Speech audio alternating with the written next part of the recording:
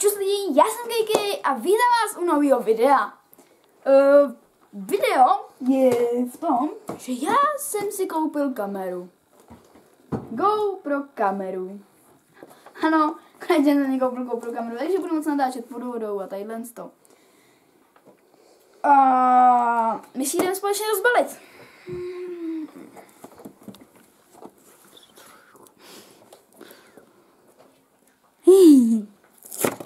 Tak jo, to je tak jen to. No. Takže máme tady samotnou GoPro kameru, ale my se nejdřív podíváme na vybavení.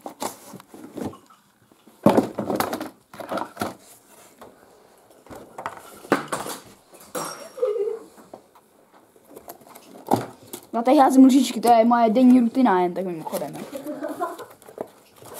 Takže máme tady, jo, nějakou reklamu.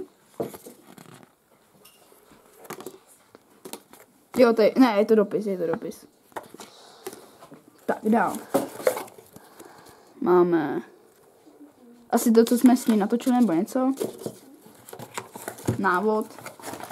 Ano, asi ho nebudu číst ve videu, ten návod, přečtu si ho potom samostatně. Tak, máme tady nabíječku. Mají USB kabel. Držák. Už s nálepkou. Tady máme další dvě nálepky k tomu náhradní. Pardon. Máme další dvě náhradní nálepky. A teďko tady je samotná ta kamera. Koukám, že jsem ji dostal i s obalem. Takže my si ji otevřeme. Byla bez obalu. To neumím rozdělávat lidi. Takže. Je to takováhle kamerka. Docela pěkná, bych řekl. Jsem ji ochmatal už. No, takhle. Vlastně obal, normální obal na GoPro kameru. Tak jo, tady máme ještě na micro SD kartu. Potom. Takhle. Zavřeme. Budu si někdy hodně natáčet, protože si budu kupovat držáky teda. A jinak teďka mám představit svýho kameramana. To je jako vždy. To je... Čus! Jak se máte lidi? Rozhodně napište do komentářů. Hele, ještě nálepky. Jen vám řeknu, kameru si koupil, to vám od koho, to vám prozradí pak ve videu. To už asi poznáte. Takže... Nálepky jsme ještě dostali, to jsem věděl, že tady jsou, ale nemohl jsem je najít. Takže nálepky. Takže. Já si teď tady našroubu na toto.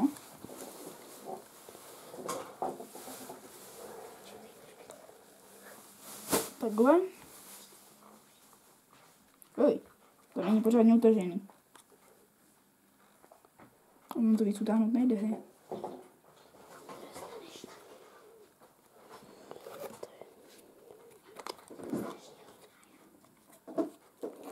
Musíš to držet. Musíš na druhou ty domů, to možná. No, otočíš. No, takhle. Tak, potom ještě budu mít kameru takhle. Budu mít kameru do pusy, jako má ten. Kolik to ví. Jo, tady. Ano, díky. A budu mít teda takhle do pusy, budu mít na hlavě, budu mít držák do vody a ještě různý jaký držáky. To potom uvidíte, až budu dělat unboxing na ty držáky. Takže. Jo, a ještě si budu kupovat speciální šnorchl, na který se dá dát kamera. No, já bych řekl, já si myslím, že pro tento video by to mohlo být všechno. Já se s vámi loučím a... Co? Takové. Kamera teda, sám musím přiznat, kamera je od Gogolíka, mi prodal teda za 3 000 místo za 10, jsem si ji nechtěl kupovat. Jsem přemýšlel, že si ji koupím z Čína obchodu, ale když už jsem dostal tu možnost, tak jsem si ji koupil od Gogolíka a já mu teda hodně děkuju a já se s váma loučím a čau.